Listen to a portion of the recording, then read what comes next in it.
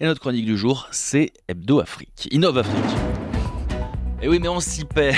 Mais en tout cas, c'est sûr, c'est avec vous. Hebdo Afrique, ce Bonjour, sera ce Fab jeudi. Diouf. Et oui, ce sera ce jeudi. Et ce sera avec moi également. On va faire ça tous ensemble. En attendant, c'est Innov Afrique et on parle de Students Mag, cette plateforme digitale qui vise à rapprocher le système éducatif africain du marché de l'emploi. Oui, Antoine, Students Mag, c'est une plateforme développée par Patrick Ngounou, un entrepreneur camerounais. Cette plateforme a pour mission de connecter les jeunes talents africains, les experts, les universités et les entreprises à travers le continent.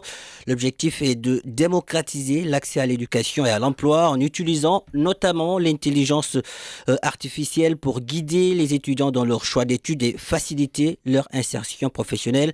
Une initiative cruciale car en Afrique, Antoine, on note quand même une certaine inadéquation entre la formation et les besoins du marché du travail. Alors qu'est-ce que ça veut dire, Pape, lorsque vous parlez d'inadéquation entre la formation et le marché du travail ? Alors, c'est simple. Comment aujourd'hui Student Max tente de résoudre ce problème?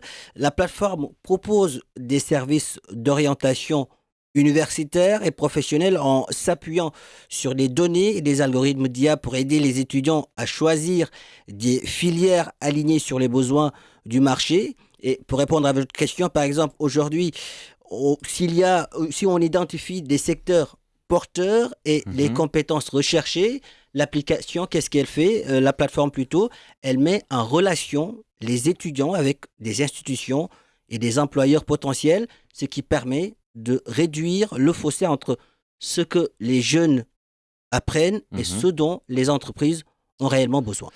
Et alors ça, c'est pour le principe de fonctionnement, mais concrètement, quels sont les résultats actuels de cette plateforme? Combien d'universités, par exemple, et de pays sont déjà couverts? Alors actuellement, Students Mag référence 1400 universités réparties dans 5 pays africains, le Cameroun, il y a la Côte d'Ivoire, le Sénégal, le Gabon et le Togo. L'objectif est ambitieux. D'ici 2030, Patrick Ngounou souhaite étendre cette couverture à 10 000 universités dans 30 pays, dont des leaders académiques comme l'Afrique du Sud, le Nigeria, le Kenya, la Tunisie, l'Égypte et le Maroc, ce qui permettrait de toucher des millions d'étudiants et de créer un véritable écosystème éducatif et professionnel à l'échelle continentale.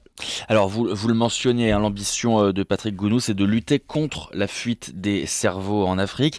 En quoi cette plateforme peut-elle contribuer à retenir les talents du continent? Là, vous évoquez un point essentiel, Antoine. Beaucoup de jeunes talents, vous le savez, quittent l'Afrique pour étudier ou travailler à l'étranger, souvent par manque d'informations sur les opportunités locales.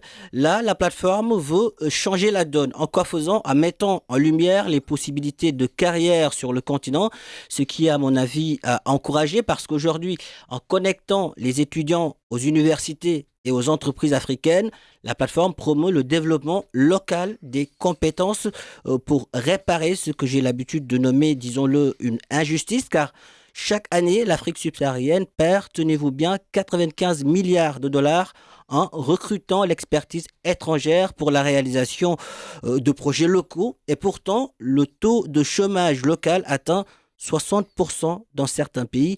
Je pense qu'aujourd'hui, la matière grise et là, le talent aussi, il faut juste accompagner nos ressources locales, leur faire confiance. Après tout, les enfants de l'Afrique nous ont montré à plusieurs reprises qu'ils pouvaient bien relever les défis auxquels notre continent fait face.